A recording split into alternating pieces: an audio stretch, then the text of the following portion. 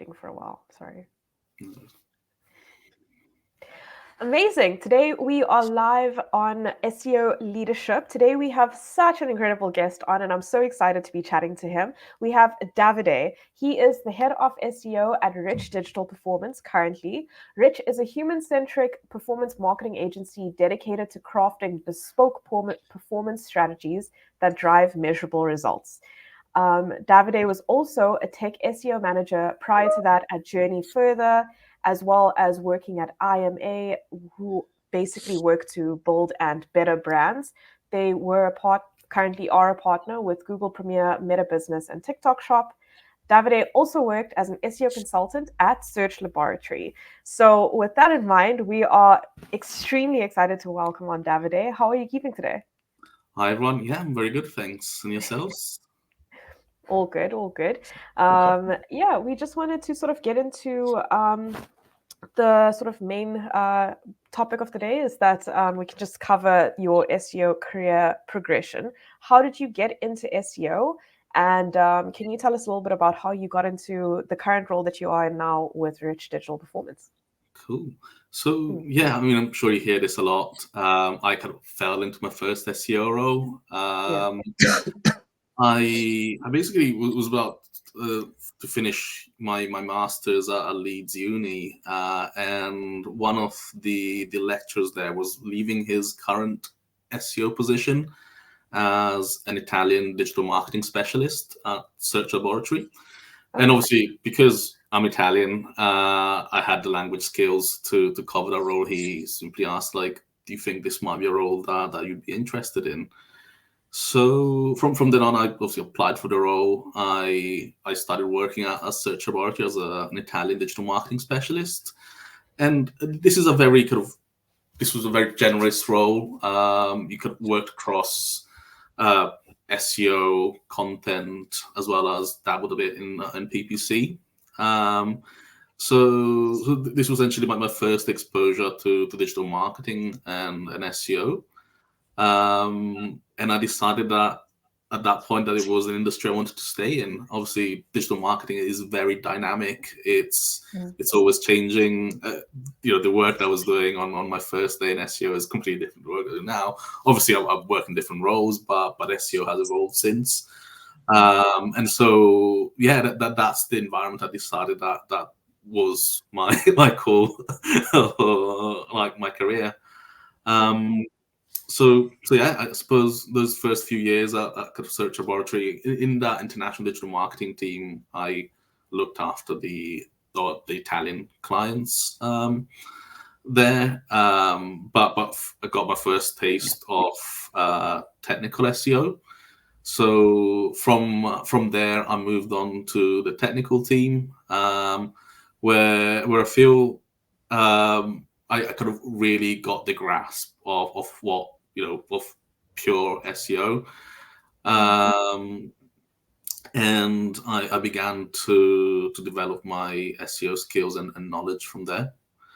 I was at Search Laboratory for about 8 years, so I kind of worked my way through from an exec position into a consultant position, working across a different range of clients, going from B2B to large B2C commerce clients. And from then on, I moved on to home agency, which is now called IMA. And after a year, obviously, we're very close to Jennifer in terms of the geographical position. I moved across to Jennifer, where I took on first of all, I was hired as a technical SEO specialist. And then from then on, I kind of helped build out the technical SEO team there, which was technical SEO manager. And after 2.5 years, the opportunity to work at Rich came up. Actually, the current head of search was a colleague of mine back at Search Laboratory. So he rang me up, kind of sold me the idea, and I moved across to Rich as head of SEO. Mm. Excellent, excellent. And Davide, obviously went back when you started at sort of Search Labs. What was it about sort of the tech SEO that really drew it? Because you niched down quite quick. You know, sort of your first main role in like solely SEO was into the tech side. What was it about that, and was that something you planned to do or thought about beforehand? So I suppose one of the things I absolutely love about technical SEO, and I still do like, is how tangible technical SEO is. I mean, everything in SEO, you generally will see and begin to see results from the SEO, the work that you do. But in tech SEO, not only do you get that, but everything that you find in technical SEO is quite tangible in terms of your findings. You can, whenever you kind of conduct a technical SEO audit, you can literally list out and screenshot, this is what we're providing, this is what's broken, this is what we can fix, and this is how it can work better. So yeah, just how tangible technical SEO is the reason why I decided that I wanted to move into. It's also it kind of also puts in the driving seat of the campaign, as in, as you know, in technical SEO, you're essentially the guardian of the site. All changes do need to kind of should come under technical SEO, because any changes can affect technical SEO and performance. So I suppose for me, it was the level of control of the campaign and the impact that you had from those changes, as well as the tangibility of technical SEO. Awesome. I actually wanted to take it sort of like way back before we jump a bit forward. You mentioned that you obviously are bilingual, and that's the knowledge of having like an extra additional language such as Italian helped you get into this role. It's something that interests me quite a lot with some of our SEOs that are have multiple sort of like languages under their belt towards getting another SEO role. Did you feel do you feel that it is such an asset for, I guess, SEOs to maybe have another additional language, or pick something like that up, especially if they are looking to work in an international SEO scope as well? Or do you see like a lot of roles around that require a second language or knowledge of one? I think for me, it definitely helped, because not only just because of my language skills, but culturally speaking, you're kind of more aware of how e-commerce works in your own country. So like, obviously I was hired as the Italian marketing specialist, so you know essentially what's culturally appropriate in Italy that might not necessarily translate as well in the UK. There's certain things, like certain brands, that are viewed a lot more differently in Italy than they are here. Like for example, like you see Clark's in Italy, like here in the UK, that's seen as a kind of like normal kind of office wear. But in Italy, you'll see it. You see Clark shops next to your Louis Vuittons, right? Like it's a luxury like shoe brand. So like these nuances, like it's something that like an international SEO like experience is able to provide. But also obviously it helps a lot with things like keyword research. so when you work in different markets, you're providing keyword research for certain regions. There's certain being bilingual and knowing your local kind of differences definitely helps with that. Okay, perfect. And then I wanted to actually ask you, when you were moving from, I mean, actually, IMA was also quite a big sort of company with 400 plus people in it. And then I also read that Journey Further had, I think it was 180 specialists. They went from having their founders in 2017 to 180 specialists. That's quite significant growth. So I was quite interested in what sort of attributes helped you to like grow out the team when you were working at Journey Further, and when moving over to Rich. What sold you on, like, I guess, moving from like such a large company to, I guess, a smaller sort of company and growing out that team? Okay, so I guess first of all, when I moved across from IMA to Journey Further, I suppose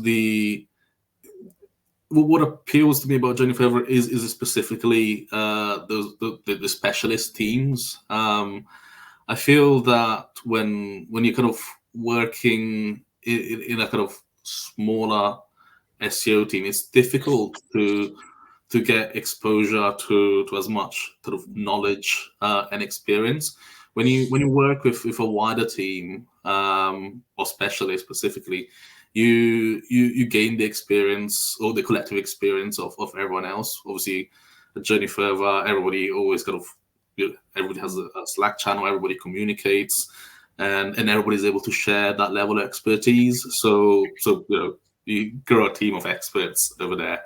And it's something that appealed to me at the time. I suppose one thing that's different from Journey Further to IMA is that IMA is an integrated agency with a smaller SEO department, or at the time was a smaller SEO department, but I like the idea of working with a bigger kind of SEO department at Journey Further.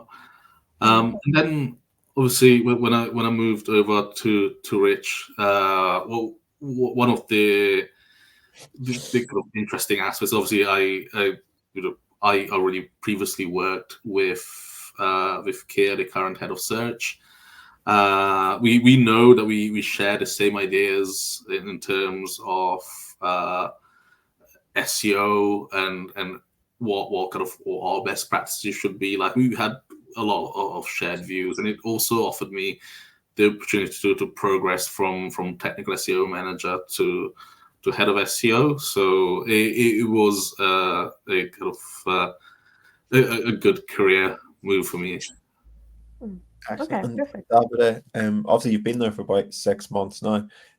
How was their sort of onboarding process, and how are you finding that sort of jump up to head of SEO? So it's obviously a lot busier than it used to be in a previous role. There's obviously already kind of processes in place, but as head of SEO, I get to have my own kind of personal addition to the processes. And also, obviously, everyone in SEO has their own opinions. They're like, okay, this could be optimized like this. This should be run. This process should be run in a certain way. And coming to Rich in this specific role, I'm able to set out my own processes, which is one of the most kind of appealing reasons to why I joined. But yeah, essentially a lot of the work that's been carried out has been on our SEO offering, as well as the processes and the training.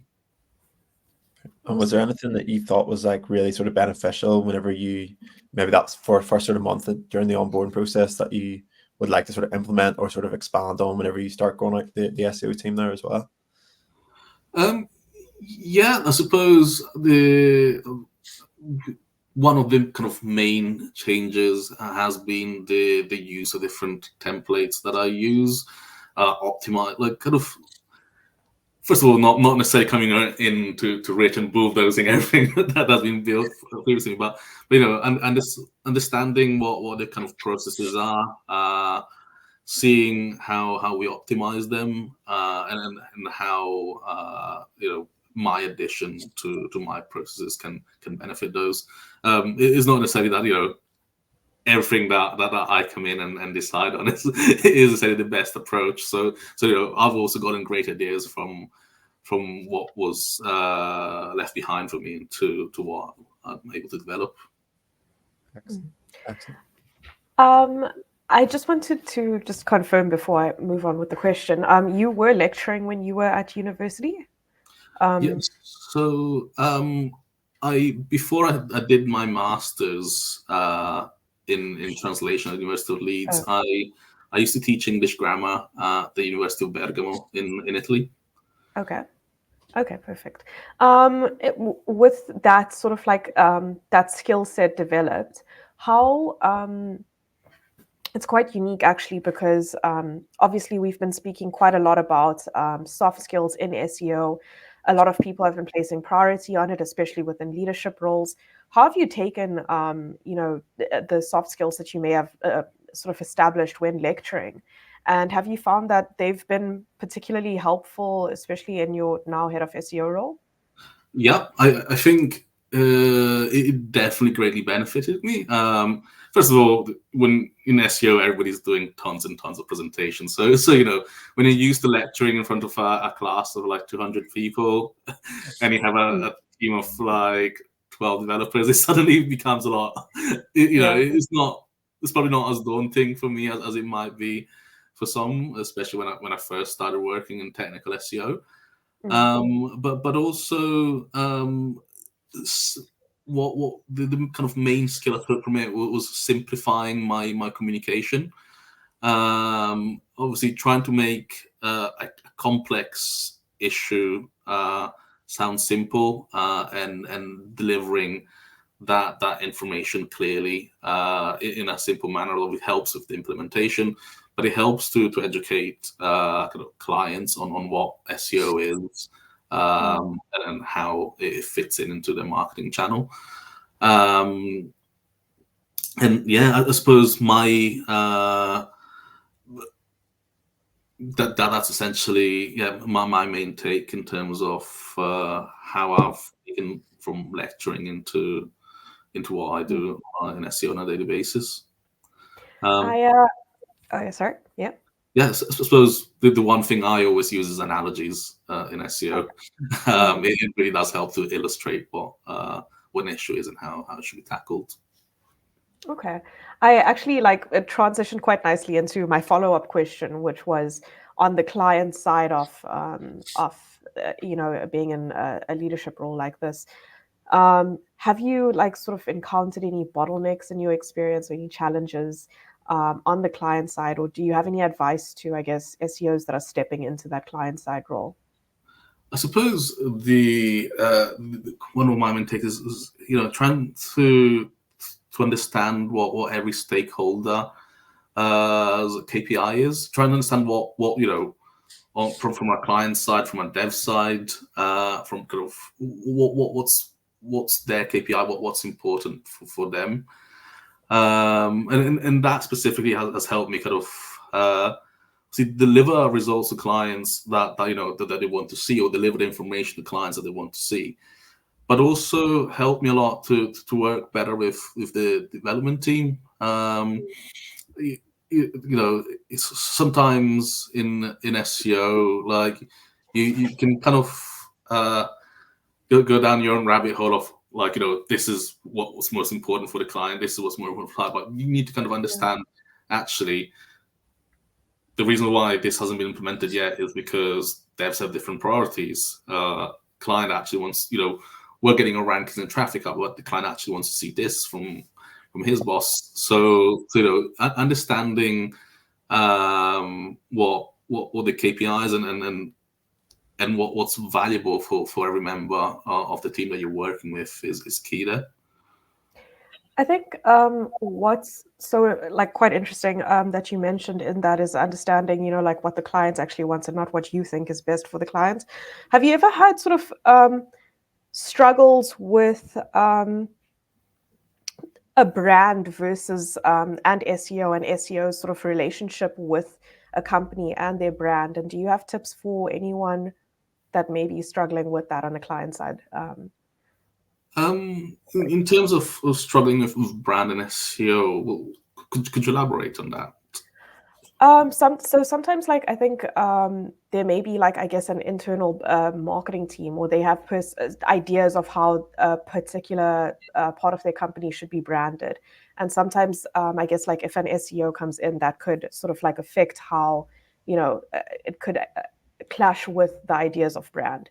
Have there been any particular experiences like that that you've encountered, or do you have any advice to? I suppose the main kind of Yes, but it's more of a balancing act, really. So when I was in my international digital marketing role, we worked on a lot of international digital PR campaigns, and these sometimes didn't quite, our ideas might clash with how marketing want to place the brand. And it's completely understandable. I think all marketing channels need to have a bit of compromise and understanding of what everyone is trying to do. So I guess it's always a case of compromising, understanding why the brand is placed in a certain way, and how we can actually kind of boost that brand from an SEO perspective. Okay. And then Davide, just on that sort of communication, obviously coming from a technical background, you probably speak a lot of sort of heavy tech language to like the web developers and stuff you mentioned before. How was that transition to, as the roles got more senior, up to like consultant level or head of SEO now? How does your language sort of change and develop from talking to web developers compared to either C-suite or clients? And do you have any tips on how to develop that, or how to learn that different sort of language? I suppose whenever you're producing documents, always bear in mind who you're presenting to, whether it is a C-suite level or a developer.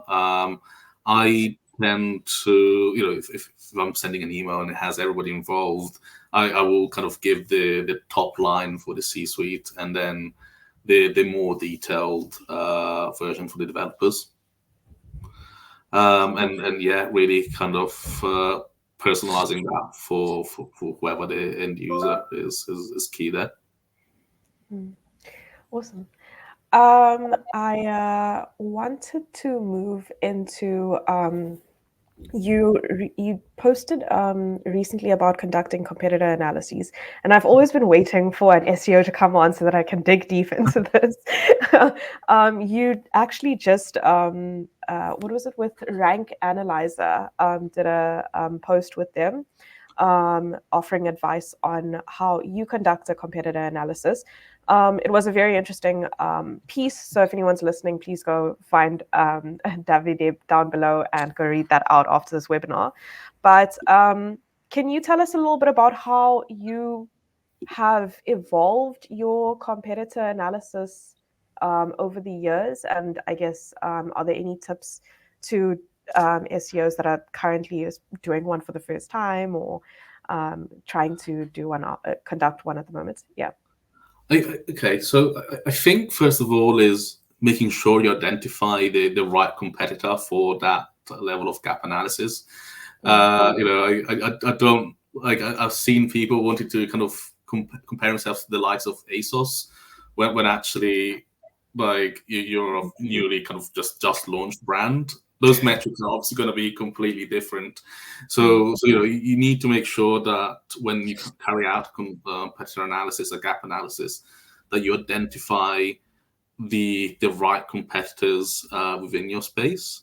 But also the way that's evolved over time is also beginning to understand better kind of other SEO metrics that I use.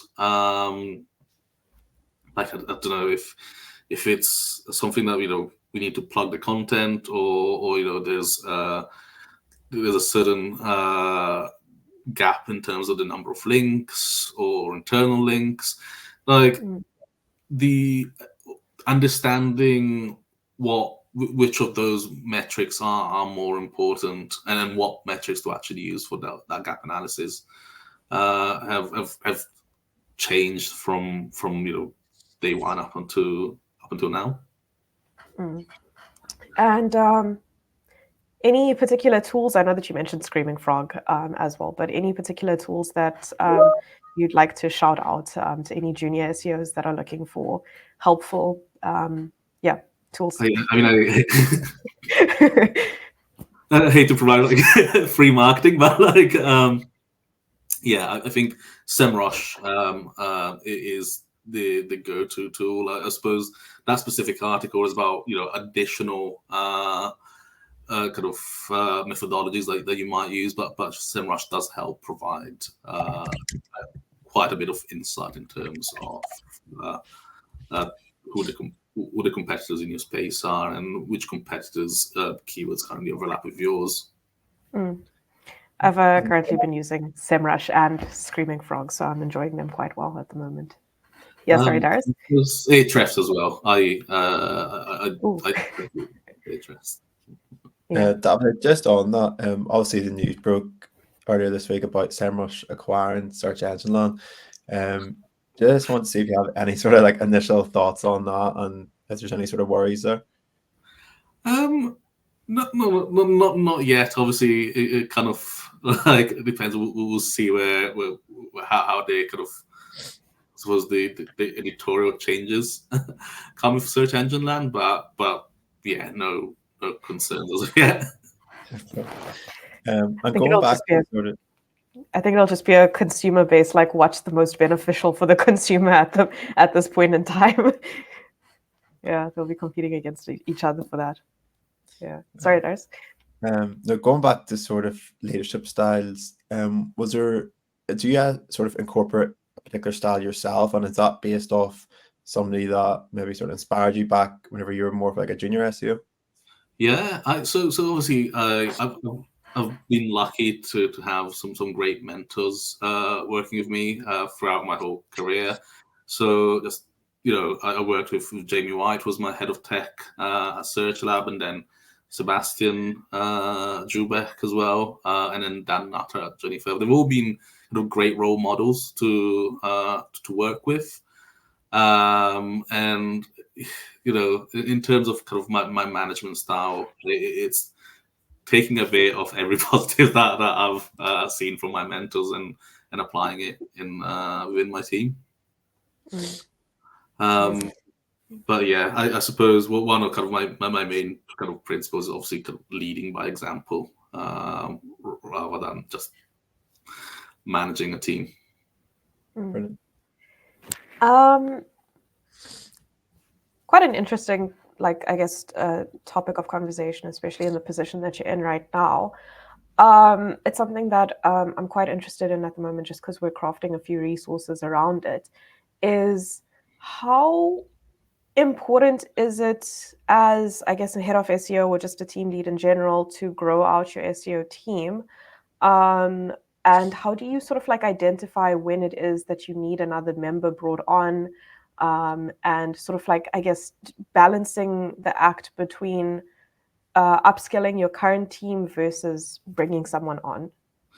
I suppose the first thing to look at is capacity, essentially. So obviously, with wherever I've worked, we kind of forecasted what we might win in that pipeline, and whether we're able to service that pipeline with our current levels of capacity. If the answer is no, then yeah, that's the time to start recruiting. I suppose making sure that you have full visibility of the pipeline is key, because you don't want to necessarily start recruiting when you no longer have the capacity, but you want to start recruiting ahead of that, so that you don't over stress and overwork your team, but also you're able to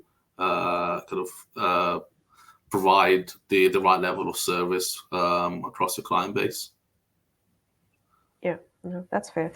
And then I think just to round it off, because I love asking this question as sort of like a booster at the end, is as we head into, as we are in Q4 actually, currently, things are quite busy. Do you have any vision for SEO for 2025, or any particular forecasts? What are you expecting, or you and your team, for the coming year? Yeah.